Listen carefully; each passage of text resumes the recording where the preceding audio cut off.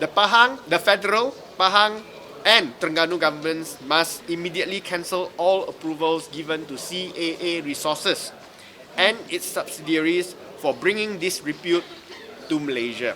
Now, we all read the story in New York Times on 19th of November, where Mr. Lee, a 27-year-old CAA chief and the scion of a Chinese family that had grown wealthy in the mainland iron ore industry, was reported that he said that if you have got the support, these two to support you, that is the local and national political leaders to support you, then you can do anything you want in Malaysia.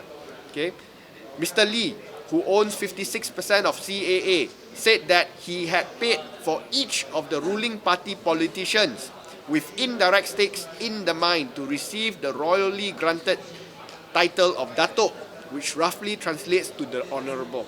It cost about $100,000 to arrange each royal grant.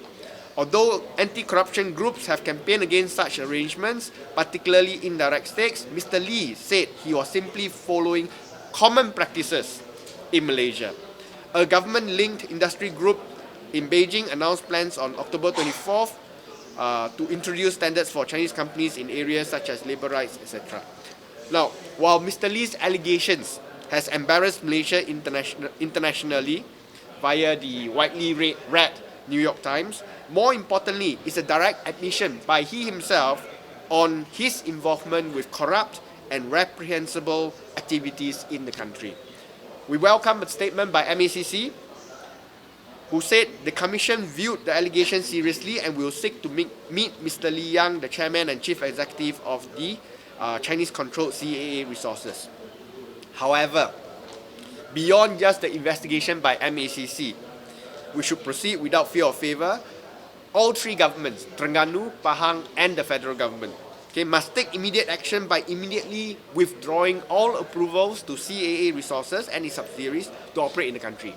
Now, this is a direct admission by the Chief Executive Officer and owner of the company that he is engaged in corrupt activities in the country. Why should the three governments continue to allow this company to operate in Malaysia? Okay, the respective governments must demonstrate their resolve that Malaysia do not tolerate any form of corruption.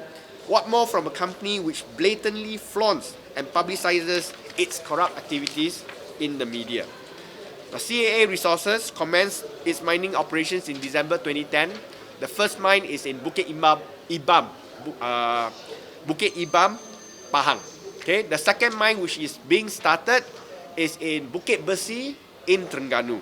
Okay, Mr. Lee's open admission for paying datorships for local BN politicians to build relationships with them and the royalty involving millions of ringgit and calling them a common practice is sufficient justification for federal government to terminate any MIDA or Malaysian Investment Development Authority approvals and for the respective state governments to withdraw permits for mining in these states.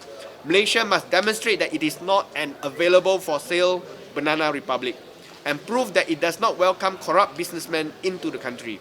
We are certain that CAA Resources is not the only company, the only company interested in prospecting and mining natural resources in the country. Instead, this opportunity should be made available to other companies, local or global, who are more than willing to participate in any open tenders called for in the exercise.